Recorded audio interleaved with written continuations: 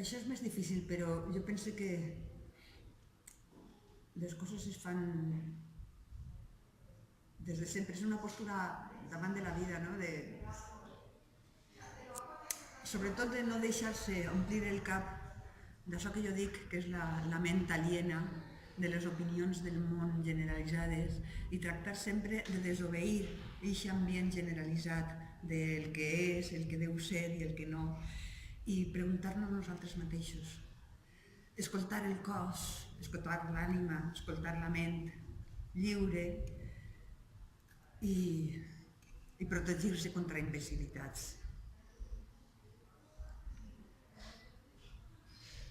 No sé què és el que cada persona deu fer. Jo faig el que puc.